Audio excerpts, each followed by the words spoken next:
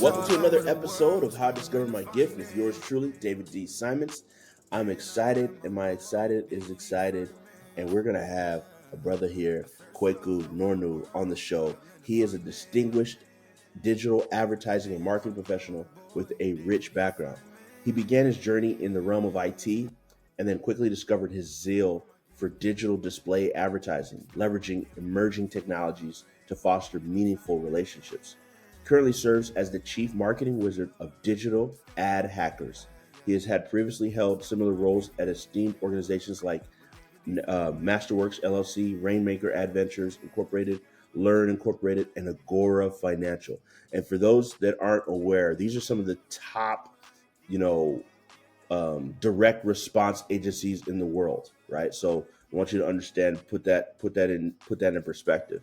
With over 8 years of experience at Digital Ad Hackers, Kweku has showcased his prowess in executing digital marketing strategies that amplify ROI and reduce costs. His expertise spans across managing PPC campaigns on platforms like Google, Yahoo, and Bing, optimizing ad copy, and analyzing competitor strategies. He's a staunch believer in hard work over innate talent.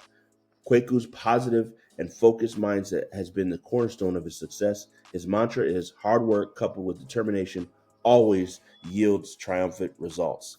Welcome to the show, my brother. Thanks for having me, man. I'm really excited to get to know you more and how you been growing this audience. Yes, sir. Absolute. So, Kweku, I got to start at the genesis, man. Take me through childhood. I want to know, what's the journey from childhood to becoming who you are today? Sounds good. So yeah, actually, I was born in Ghana. I moved to the United States when I was about 2 years old. Moved to the Washington D.C. area, and just been kind of basically raised in Silver Spring. My father and my mother, they kind of immigrated here at a young age, and they just wanted better for themselves. And my father actually got sponsored by his grandfather, and as we came over, that's when they came over in the 80s. They just had like a really strong foundation of just bringing their entire family to experience the American dream. And when I was like 6 years old, moved to Silver Spring, was raised there mostly. And then during college, or during my high school years after graduation, I decided to, kind of spread my wings and go to New York. And that was like my first time being alone and kind of learning, how it is to become an adult. And I actually attended St. John's University, graduated from St. John's in 2013, and ended up moving back to Silver Spring just because like the job market at that time as a new graduate wasn't super lucrative in New York, especially because I didn't have any contacts and I also didn't know what I was doing. It was just something that I was like, well, let me move back home where I can at least know that I have a ground zero to start from, because my parents are always open about, if you ever need a place to springboard from, please come back to us and let us be your keeper, where you don't have to go wandering around trying to figure who you are. I moved back in 2013, and then after that, just started looking for jobs in the IT realm because I had graduated with a cybersecurity degree, and I just kind of selected cybersecurity because I like computers, and it had a lot less math than computer science. I had done computer science for like 2 years, and I just made the pivot. Like, I'm not doing advanced level math like trigonometry to basically use a computer. So cybersecurity at that time was an emerging industry. There wasn't that many people even like putting jobs out there for that, and there wasn't that much knowledge about that industry, right? Because if you think about it, 2013, that's like probably like what 10, 12 years outside of the dot-com era, right? Yeah. And we're still growing in that realm of computers and computer technology. And most people didn't really have a grasp on how to really secure their computers. So I thought it was a great industry to basically front run for the emerging growth. But I quickly realized that computer science and computer security wasn't really what I was like meant to do. It was just very boring. It was very methodical. There wasn't a lot of creativity that could be done. It was everything kind of done by, the black and white, 1 + 1 = 2. There wasn't any room to kind of basically modify it and have different ideas and different ways to solve the same problem. I can imagine. I can imagine. So, how would you say when you went on this journey, when you look at it, what was your dominant, or what is your dominant gift when you boil it down? That's a great question. So I would say more recently I've kind of figured out that I'm more of a creative person. Like I'm a very big idea person. Basically the big idea is like, okay, what what's the problem that we're solving? And then it's like, what are different ways we can attack that problem, right? So I've been able to kind of hone in on that with digital marketing because with marketing as a psychology problem, right? Everybody is going from their current state to a state of euphoria, a state of enjoyment, a state of being a better person, a state of just growth, and that allows you to come at things from completely different angles because you might not realize that a lot of people's end goal is to make money, right? But it's like, what's the point of making money? And it's like, oh, I want to help XYZ family member to accomplish said goal. And it's like, hey, you might not even need money for that. Actually, what you need is like a connection to that person where you can connect them to somebody that can get them close to their goal, right? The goal might have been money, but actually the goal for that person might actually be growth or being able to discover who they are and basically become a better person in that realm. And just being able to figure out the actual underlying needs of somebody and consumer behavior is very exciting to me.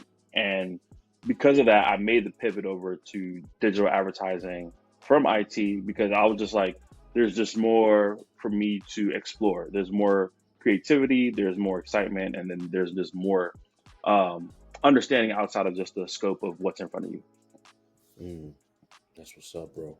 So, when you were working, right? Like I know you had a background also in like a lot of e-com stuff, right? You were doing Hmm. um and this bridge, right? Because this is what I find interesting. Like what you and I do in this space is like it's not like you can go to school and learn this, right? Hmm. It's not like, so you went to cybersecurity, you found it like it's kind of boring, and you like you said, as from your giftings, it's like you're kind of a creative problem solver, right? You use creativity. Now you went into something that you can't go to school to learn how to run ads and ecom and all this stuff. So how did that transition, and how did you get into that first initially, and what were some of the experiences you had? Because I remember us talking through some of the story, and I was just fascinated with that world. Yep. So that's actually a great question. So when I came back home to my parents' house, I actually got a job within like 2 or 3 weeks, working at a cybersecurity firm. And while I was there, I was just kind of looking at my overall growth trajectory, and I was just like, before I'm able to succeed and have the things that I wanted, it was like a 10, 15-year growth plan. And I just looked at myself and I was just like, do I see myself in this industry for the next 10 to 15 years? And at that time, it just wasn't pulling me in that direction. So I started doing a lot of personal development. I started reading a lot of personal development books. One of my favorite books of all time, I'm sure most people's favorite books, is Rich Dad Poor Dad. It just kind of opened my eyes into the aspects of different parts of society that at that time I was like 22 years old. I wasn't familiar with, right? My parents were immigrants and they were just hard workers, but not free thinkers because they were not in a place of of growth or of being the person they needed to be at the time to understand all the complexities of capitalism, living in America, building businesses. Even though my dad was a businessman, he's more of like a hustling businessman, where it was just like, you know, he just fell into something and he just started hustling. Hmm. So for me at the time, I started doing a lot of personal development, started talking to a lot of people, and I realized that I need to start expanding my social circle to people outside of the people that I had grown up with. Hmm. So that led me down a path of just joining a lot of Facebook groups, a lot of entrepreneurship Facebook groups, and so on and so forth. And also around the time, I had bumped into different business models on the internet. Right, I had always been on the internet, I always been on the computer, and it wasn't just like being on the computer. like playing games and stuff. It was like being on the computer and being on Reddit and being on Facebook groups, and people were talking about different business models that they were utilizing on the internet.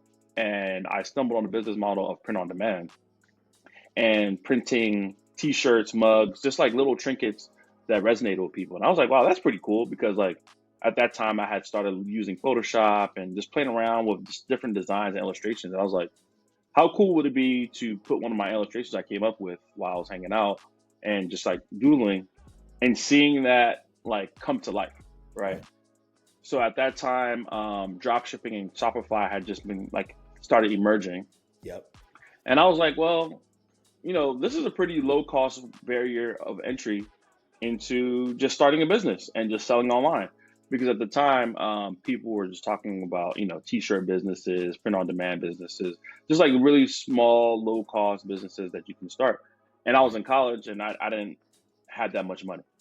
So I was like, well, how much would it cost to start a t-shirt business? And I was like, a few $100. And I was like, well, at the time, everybody was trying to start their t-shirt business. I was like, shoot, if somebody else can do it, I can too. So I basically just started launching a whole bunch of different designs. Using Teespring was the platform at the time. Basically, you uploaded your designs to their platform and they handle all the fulfillment. So I was like, well, this is fun. So what I did was I just created like a whole bunch of different designs, put it on Teespring. And I was like, okay, like, how do I get a sale now? And I was like, what do I do now? Like, how do I get these designs in front of people? And again, digging through Reddit, digging through Facebook groups, I basically discovered that there's a platform behind Facebook that's called Facebook advertising. And I was just like, wait, what? Like, you can pay to display ads on Facebook? Like, and that opened up a whole new world for me, because I had always thought about advertising as commercials on TV, newspaper ads, radio ads, and I just had no idea what went behind them. And so I just started tinkering around, got on Facebook, created a Facebook business manager, and I was like, okay, now this is getting exciting. So again, went back to YouTube University. That was like one of my biggest things. Like, I tell everybody that is that YouTube is probably one of the greatest equalizers that we have as a person in this modern time, because it basically disseminates all the information you need at your fingertips. Right? You can be on the train and you can be learning. You can be in traffic and you can be learning. Like, anywhere you can have an opportunity of time, you can be learning something to apply yourself, right? So that's one of the things I learned, through like a lot of the personal development I did, was that use your time wisely. And especially if you have downtime, always use that to kind of learn and improve your craft. So I spent a lot of time on YouTube, just like, looking at how to run a Facebook ad and how to set up a campaign and how to set up getting your message in front of people that it resonates with. And it took me like about a year or two to really grasp the concept of running ads. Because when I was younger, like especially on the computer, it's like you didn't click on ads because it would give your computer a virus. And especially the family computer, like you didn't want to ruin the family computer for everybody else because you were clicking on random pop-ups and ads and all sorts of stuff. So I had a very naive view about advertising in that sense, because those ads back then were just like these banner ads all in your face, like, hey, click here to claim your free XYZ. And I had to condition myself like, okay, well, I don't click on ads. So I had the thought process of like, well, if I don't click on ads, then so does everybody else doesn't click on ads. And to discover that that the advertising industry is a multi-billion-dollar industry, one of the largest industries in the world. And I was like, wow, like I have been missing out in my face the whole time on this big opportunity. But at that point, I was so excited because I'm like, if I can figure this out, this is one of those skills that will be around for the entirety of time, right? Selling something, advertising something, and solving people's problems will never go away. So I basically was able to combine my creativity and my problem solving skills into one, and that became digital advertising. That's awesome. So I'd like to so I'm going to come back to one thing. I want to come back to the e-commerce side of business, right? Because I know there's some things I want to really highlight there. But coming back to this personal development, right? You read Rich Dad Poor Dad. It changed your worldview and everything. Um, what else? What other level of development did you go to in two ways? One, as a person, and two, in your skills, right? Because there's a lot of things, to get to the levels that you're at, Kweku, like, and to achieve the success that you've achieved. A lot of times, people will just be like, oh, you just you just got there, right? Like they don't know what it really takes behind the scenes, what you're investing into yourself, what you're reading. We were just, before we got on air, we were talking about conferences you're going to go to, put yourself in different environments and rooms. So, which is actually how we met, through coming to these different kinds of rooms. So could you talk about what it takes on a personal development level, and then development of your skill level? So I will start with the personal development level. I will say the most important thing that I learned is ego development, right? So what I mean by ego development is people feel like they know everything at a certain age, especially like when we're like Yeah. 17. We're in high school. We're like, yo, we got the world figured out. Like, I got this going on. And then you realize, like, you don't know anything, right? You get to college, you go through your degree program, you learn some stuff, and then you get out to the real world, and you're like, taxes, business structures, all this stuff. You're just like, whoa, like, what is all this stuff? Right. So what I mean by ego development is humbling yourself and letting yourself know that I don't know what I don't know. Right. And being able to humbly say that I need help Right. and I need to ask the right questions to get where I need to go. Mhm. Because I do know a lot of people, they start on this journey, but they come in with a very high ego, maybe from a different industry Yep. where they had success, and they come into a new but brand new industry, and they think that they can replicate that same amount of success Mm.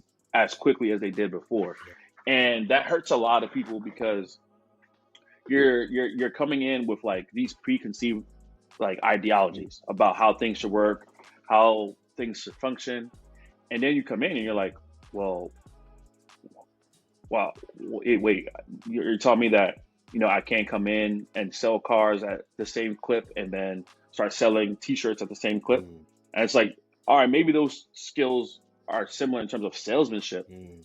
but the process and procedures are completely different. Mm. And just being able to humble yourself and learn from people that may be younger than you, that may have more experience than you, and then taking all that information in and basically putting that all on the table and figuring out like, all right, which parts of what I just learned can I use to help solve the current problem I'm facing right now. Mm.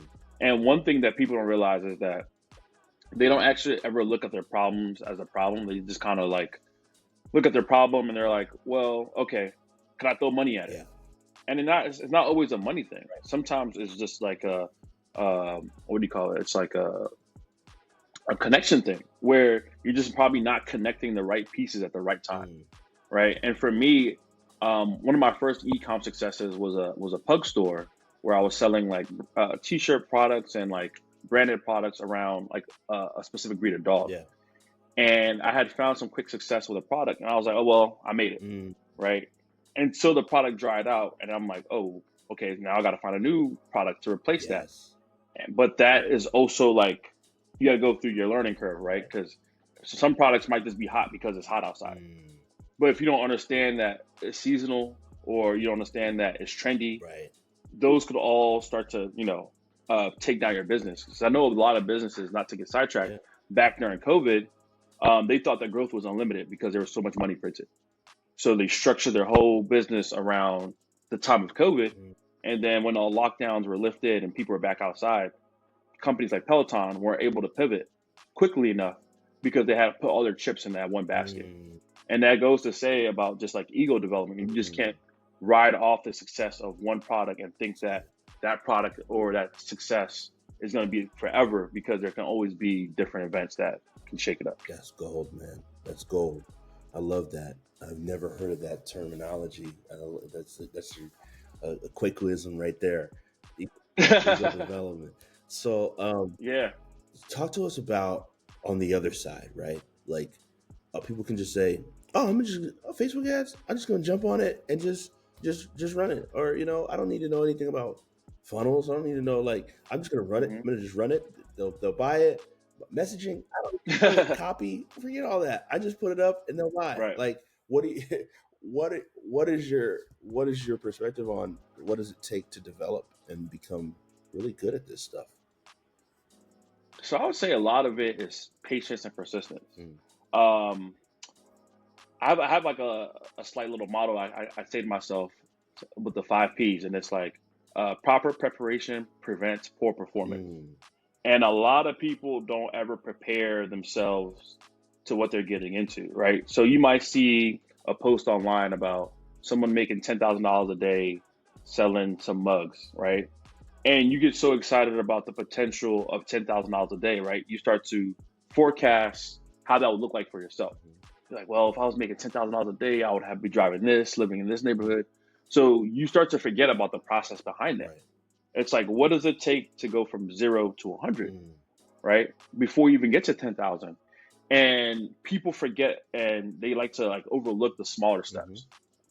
And I would say that each step matters, right? Because it's like a building, it's like building a house, right? You build the foundation and make sure the foundation is good. Yep. And then after you build the foundation, you start to put up the walls. And then after that, you put up the roof. And then, you know what I mean? Like, so it's like a gradually building process, but everybody nowadays likes to shortcut that process Right. because I guess it's the internet and everything's fast. It's the microwave mentality of like things need to happen quick. Mm-hmm. And you really need to start to build yourself in the sense of like, okay, what does it look like in a month from now? Like where would I be a month from now if I continue down this path of just like I want to learn Facebook ads? Or like, all right, one, you got to start and boil it down. It's like, all right, what's Facebook? Mm. Facebook is a social platform. It's like, what are people doing here? Right. Oh, they're interacting, they're talking with friends, they're sharing photos of their dinner last night, and it's like, okay, if I want to advertise to those people, what mind state are they in? Where can I meet them and have the conversation? Especially because think about it, if you're showing somebody an ad and they never had an introduction with your company or who you are before, Yeah. why would they believe what you got to say? Right. So you have to build a sense of trust and also build a sense of likability in that vertical you plan to go in. Mm-hmm. So if you want to sell pots and pans, you're not just going to go to someone that's never cooked before and be like, hey, come buy this $300 pot, Right. right? Versus going to somebody that is an avid chef. They've gone through a multitude of different types of materials for their work. You know, they probably use like iron and they use like copper, and and then you start to have a conversation with them Mm-hmm. because they know that whatever problem that they're trying to solve, Yep. there's a lot of different competitors out there, but you have to speak to them in a certain way. You got to know their language. They got to be familiar with you. And that's why I would say that, influencer marketing works so well because that person has built years of experience, years of know-how, years of knowledge Right. to be able to, speak to you or speak to that vertical. So one example I like to give is like Gordon Ramsay, right? Everybody knows who Gordon Ramsay is because he has a TV show. Right. He's a world-renowned chef. He has all the accolades of a top chef. Mm-hmm. So if Gordon Ramsay were to recommend a pot and pan system that would improve your cooking, more people will listen to True. that versus someone that's like, oh, hey, like, I don't really have any experience in pots and pans. I just thought this looked cool. Mm. They're like, well, I mean, that sounds cool and all, but like, That's real. what's in it for me? That's real. You know what I mean? What's in it for me? So you got to basically like to kind of like give a summary of all that is one, you want to build your own credibility of your own That's knowledge, right? It's like, what are the basics? And can I teach these basics, right. right? And one, you have to understand the basics and then be able to teach it and then be able to implement it Mm. before you're able to get to the point of like, okay, I feel like I'm comfortable to, I guess, spread my wings and grow and grow where I need to go. Absolutely. Absolutely. Thanks for that breakdown, man. That's powerful. They got to build the credibility. I mean, you broke it down. Like, there's so many elements that goes into being able to position offers and position whatever you have to sell. It's not just your product. It's Yep. beyond that. So Yep. going back to the e-com space, right? Because I really want people to understand just kind of really what it can take to to get to new heights, new levels, right? So you had the Teespring success, right? And then I know you eventually found another product, and if you could speak to Hmm. the other product and some of I know there was a journey of the partnership and how Yep.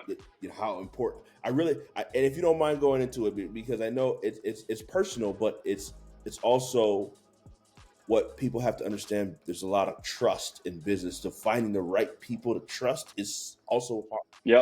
part of the game. Yeah. So what happened was like, so after my initial Teespring kind of success, um, I had hired a mentor. I seen this guy in a lot of different Facebook groups, and he was building his own Shopify store at the time, and people spoke really highly of him. And at the time, I think his rate was like about $4,000 for like a month of coaching. And to me at that time, that was a insurmountable amount of money. Like I said, I was still like 20, 23, 24 years Yeah. old, like barely making ends meet in terms of business. Even though I had like a full-time job, it was all cool. Mhm. I was able to pay for it. So I was like, how much is education? Like I had just graduated college. Mhm. Like I had just spent $100,000 on my degree that I'm barely using. Mhm. So what's $4,000 for a business coach Mhm. for a new industry that I'm unfamiliar with? So I paid him, and he was like, "Dude, there's more platforms than just Teespring out there where you can market different types of products." And I was like, "Wait, really?" He's like, "Yeah, like Shopify is a great platform to sell not just T-shirts, but you can sell like pillows and almost anything." And that again changed my worldview again because I was just so focused on kind of just making it just with the T-shirt or whatever that was in front of me that I was kind of like overlooking the rest of the trees around me. Mhm. I was just so focused on this one tree and climbing that tree where there was other easier trees, and there was a whole forest around me that I wasn't looking around at. Mhm. So I got really excited, and I got onto AliExpress, like, and I just started looking at different products that were trending and stuff like Yeah. that. So then I ended up creating another store around a maternity pillow Mhm. that I had found. The reason why I kind of picked that product was one, it was very intriguing because it was like a 6 to 8 foot long pillow, and you can kind of like maneuver it in different ways to get really comfortable with your sleep. Right.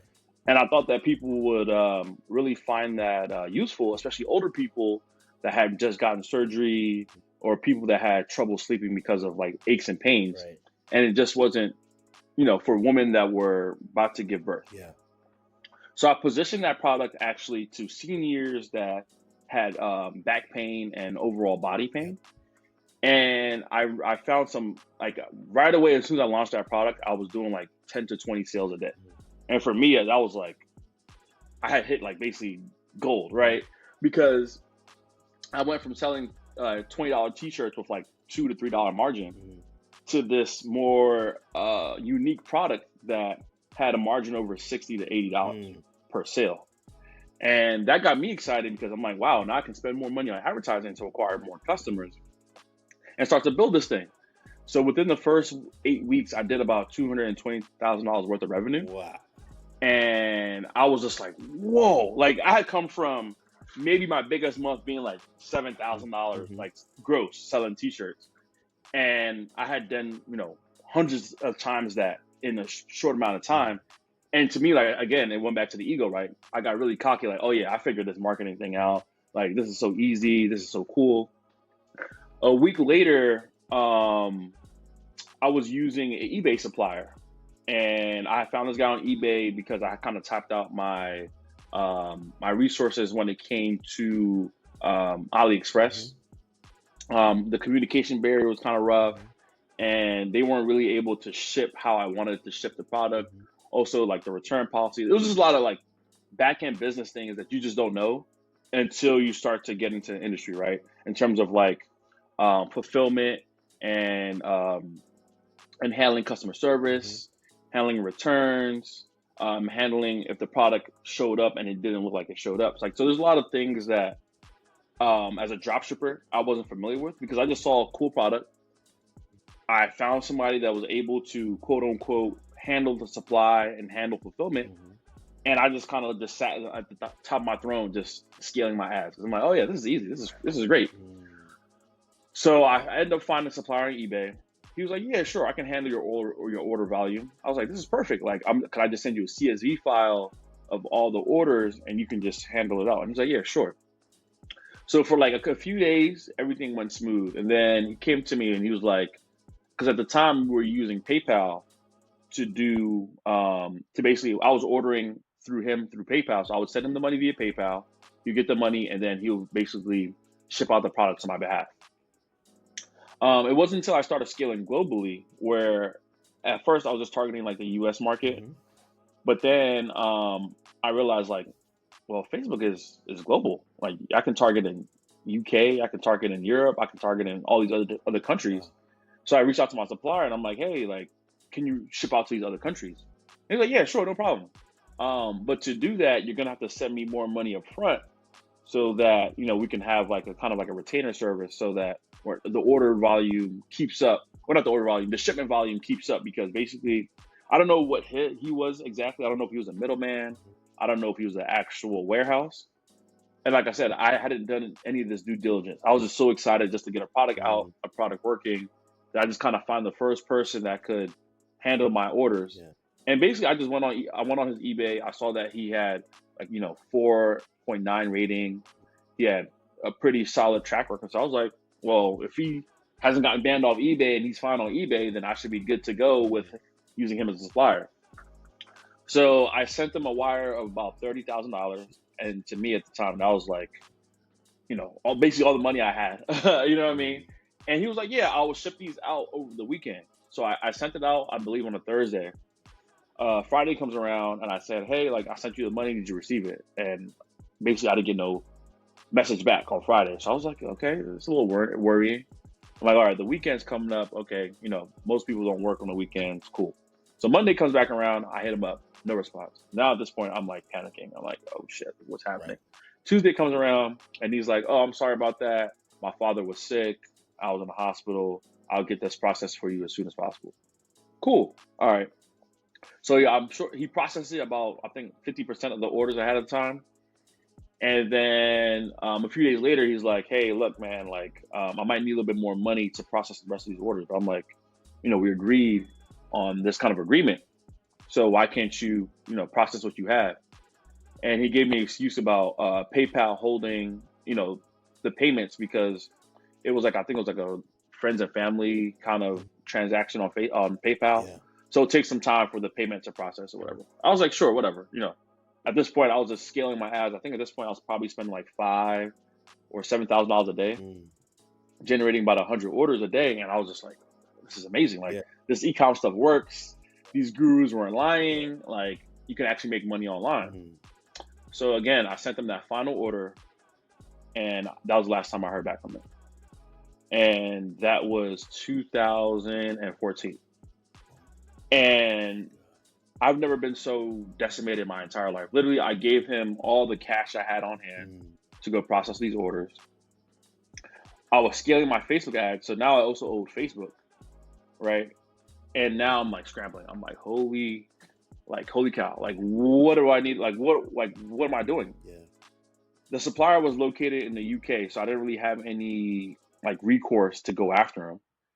And I didn't really have his like contact information other than like a Skype address, an email address, and just like a warehouse that I looked up, and it was at somebody's like apartment somewhere in like some random city in the UK. And I was just so heartbroken. I'm like, wow, like I had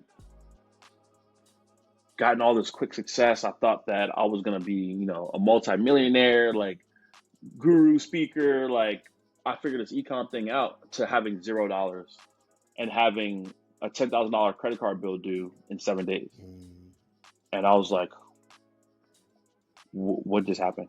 Like I was just so taken aback because I'm like, wow, did I just get scammed? Like and then all of a sudden I'm like, wow, I missed all these red flags. I missed having all this information, wow.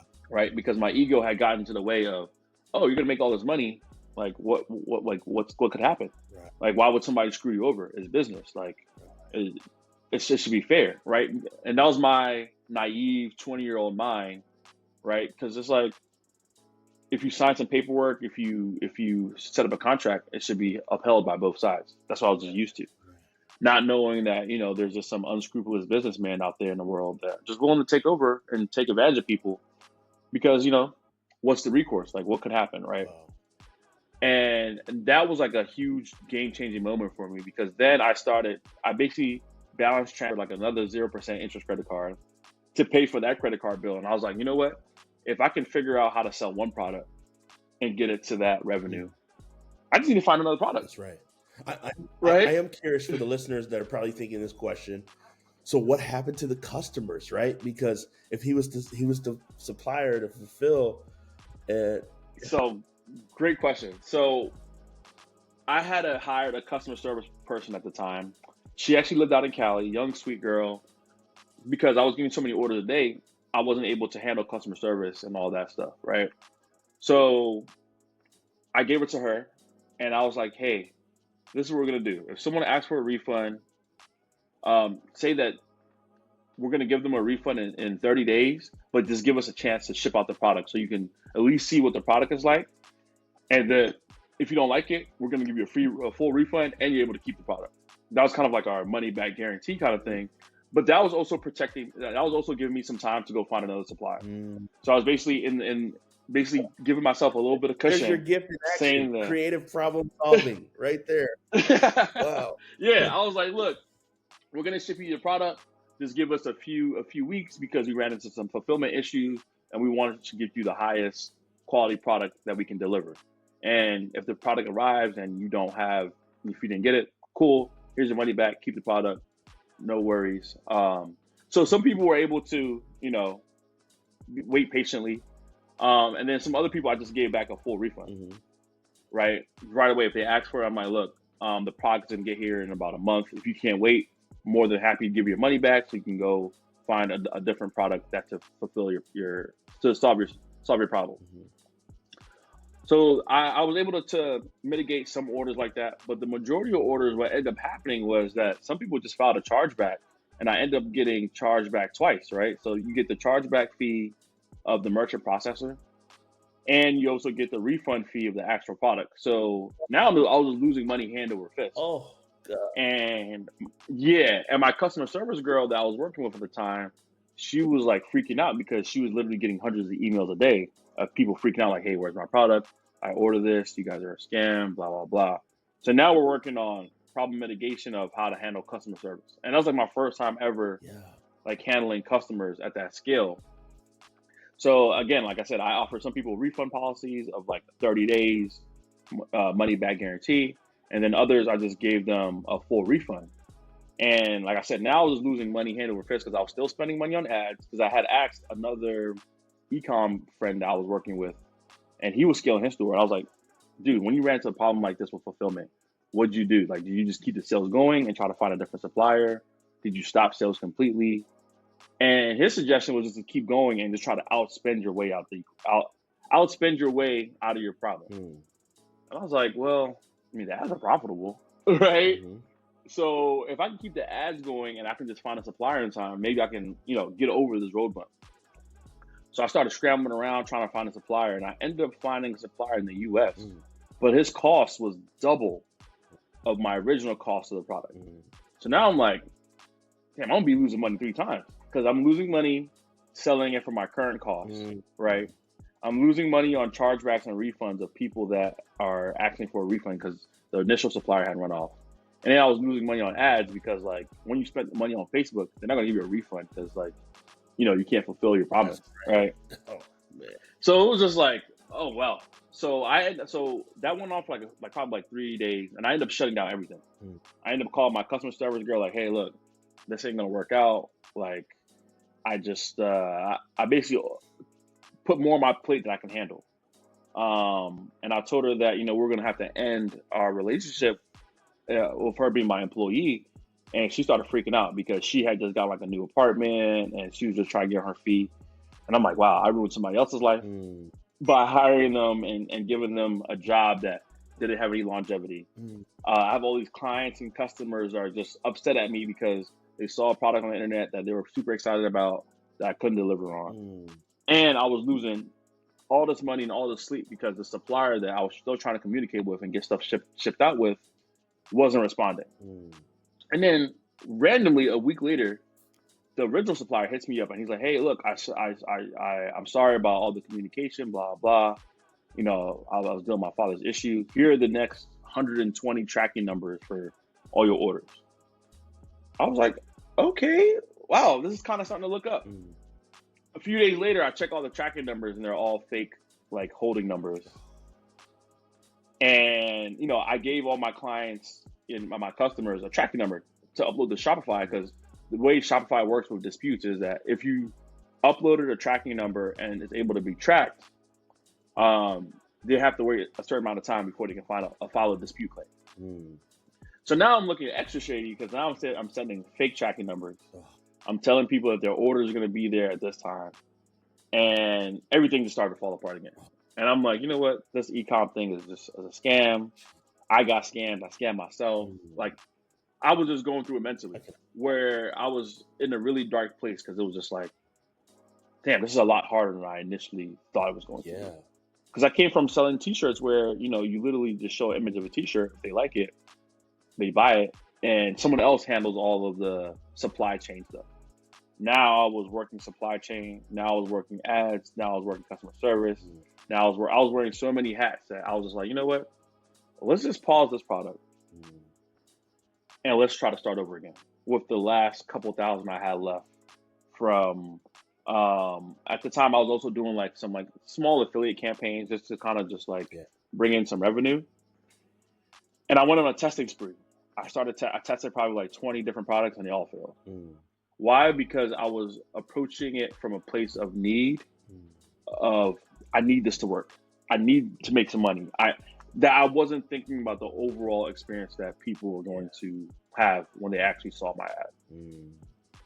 And at that point, I basically hit rock bottom in 2015, where I had no money. I was still living in my parents' house.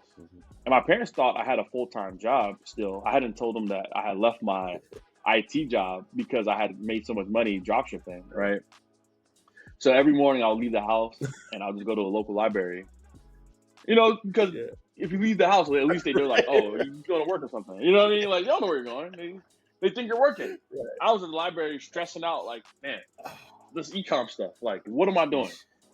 But I told myself that I was going to make it out, because I had 24 hours in a day to figure out this problem.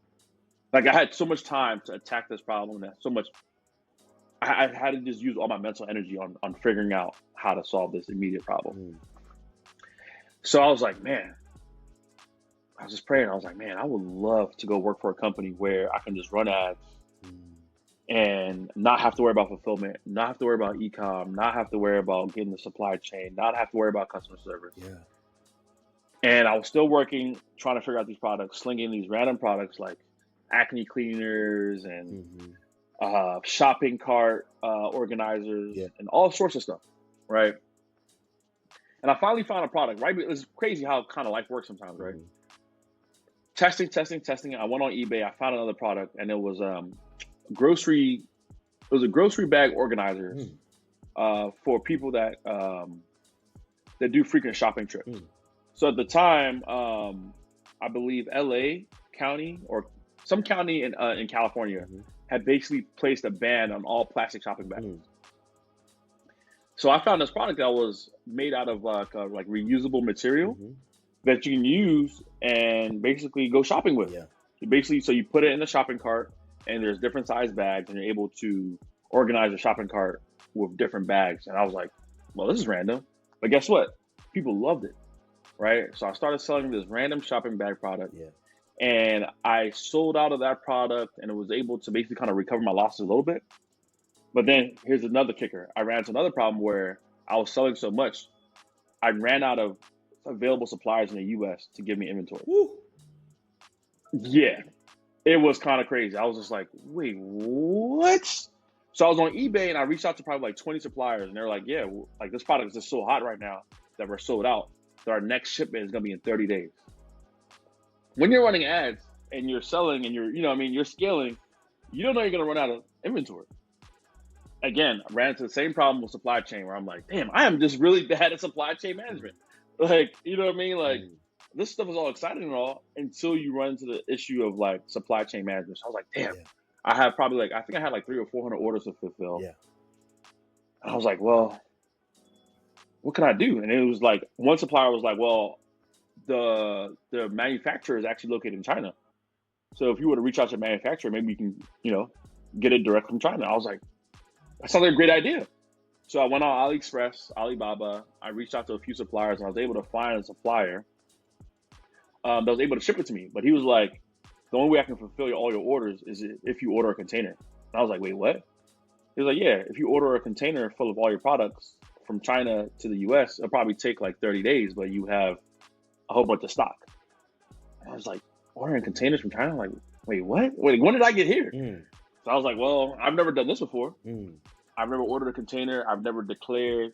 So then I also went through that whole process of like ordering a container, declaring all my goods, getting the container picked up from the port in like Cali, and then getting that product from the port in Cali to my fulfillment supplier in Iowa or Idaho, actually. So I had to get like an 18-footer to go pick up the container, to send that container to Idaho for them to finally process all the orders. And again, started losing money again because I didn't know that, there was like a whole time. I didn't know that there was I think it was called like an onboarding, basically offloading your container costs like another set of fees. I had to get like inspection done on all the products to make sure that it was compliant with the U.S. law. I was like, wow, I'm way in over my head with this e-com stuff.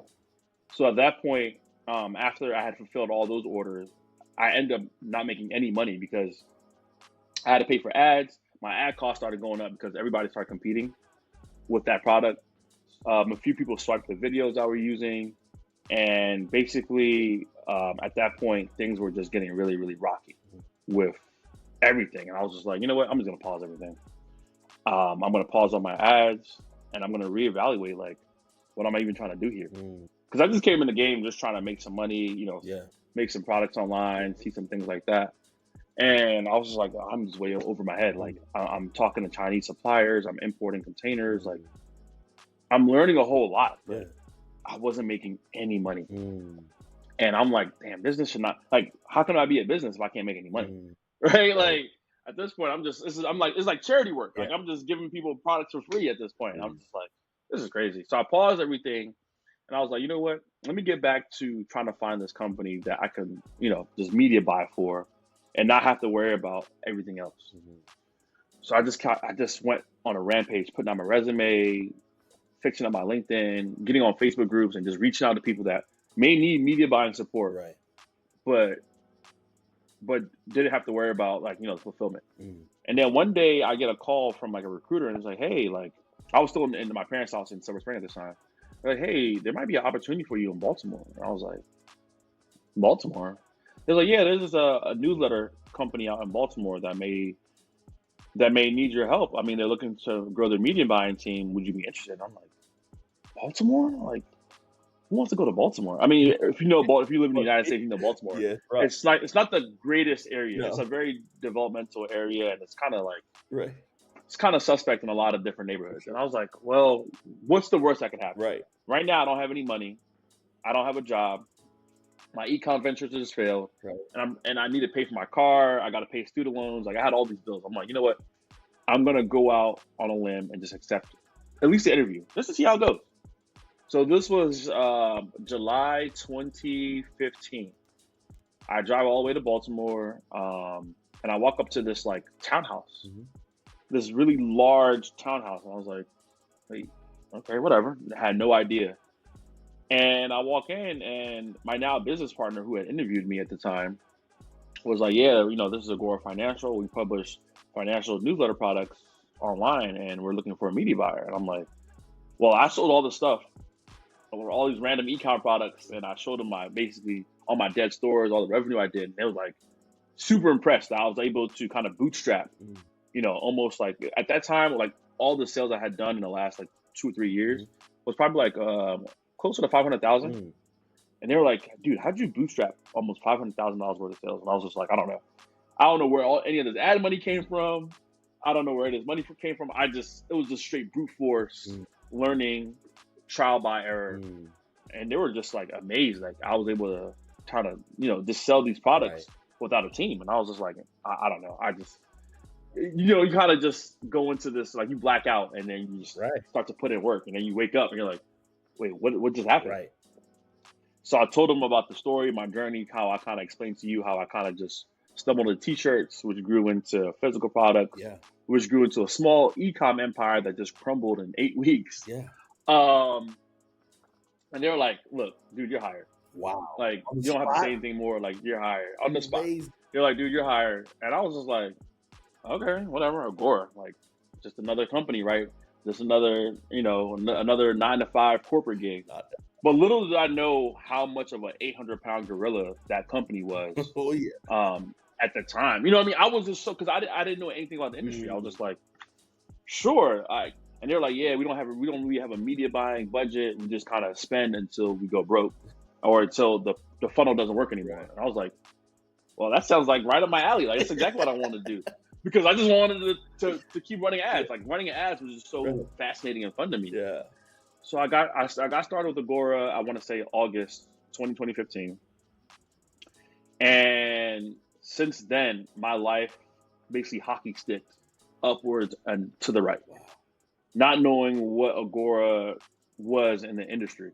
And I came in, and I think like the first 2 months I was there, I was just like setting records. Like, we were scaling all these products, all these different funnels. And I think in 3 years, I did over 3.5 million or 4 million in my own revenue of generated from Facebook media buying at Agora. Wow. Yeah. Surreal. Like, for me, it was just like, holy cow, like, what? Only to find out that Agora was the 800-pound gorilla, and we would go to these conferences and we would be treated like rock stars. Like VIP suite tickets. Like, we were going to like basketball games, we were going to football games. Like, we had AOL, Google, Facebook coming down to our offices, just like treating us like these celebrities. And I was just like, wait, this is media buying? Like, this is direct response, right? And then the crazy part about all that is that I also got to meet and interact and work alongside with a lot of high-level entrepreneurs. Right. Because Agora, what their business model was, they would partner with a lot of gurus or celebrities, or basically these people that had all this credibility, and then create products around them. Right. So I got to work with like Damon John. I got to work with like Robert Kiyosaki. I was literally reading this guy's book, right? 6 years ago. And now I'm running his offers, running his products. And I also got to meet industry titans of copywriting, right? Because they would have Joe Schrieffer, who was the copy chief at the time, would have these copywriting basically boot camps. And he would invite all the world's top copywriters that, these people wrote ads that have done billions of dollars worth of revenue. And I'm like rubbing shoulders with them, and they're like congratulating me on how well my media buying is doing. I'm just like, dude, you wrote a promotion that did $200 million in 6 months. Like, I should be looking up to you. You know what I mean? And I'm over here like, wow, this is crazy. But all the craziness of Agora was interesting, because even though Agora was this big behemoth company, they really underpaid a lot of their top performers. But for me, the way I looked at it was that it was getting paid to learn, right? I had gone to college for 4 years, and you had to pay to learn. Right. Now I'm getting paid to learn, and I was just like, I don't care how much I'm getting paid. Like, I'm learning some of the most like deepest secrets of marketing, right? Getting to learn it, getting to implement it, like that's invaluable, right? Because people were paying $20,000 to come to this copywriting boot camp, and I was getting it for free. Wow. Because I was there, and now I'm learning the techniques, the persuasive writing, and the types of the real true marketing that went behind a multi-billion-dollar business. Bro, that's so fascinating. Wow, what a complete journey switch.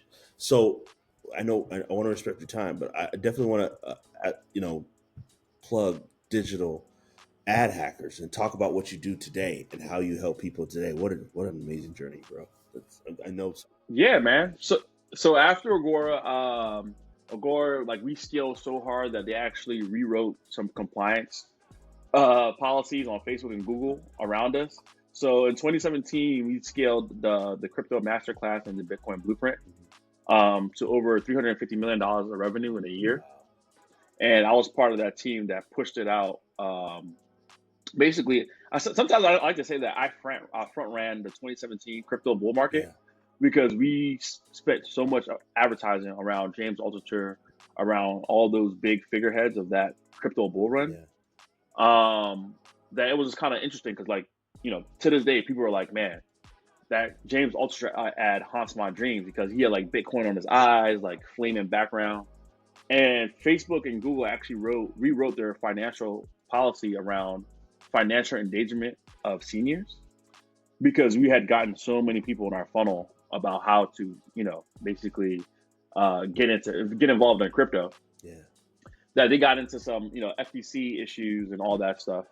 So they end up downsizing a lot. And I left Agora and I ended up working at Learn. Learn was also another huge digital marketing platform teaching people how to become digital entrepreneurs.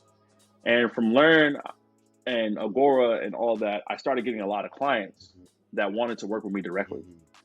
So I decided to start Digital Ad Hackers to help clients that are scaling and growing their e-commerce and online informational businesses online.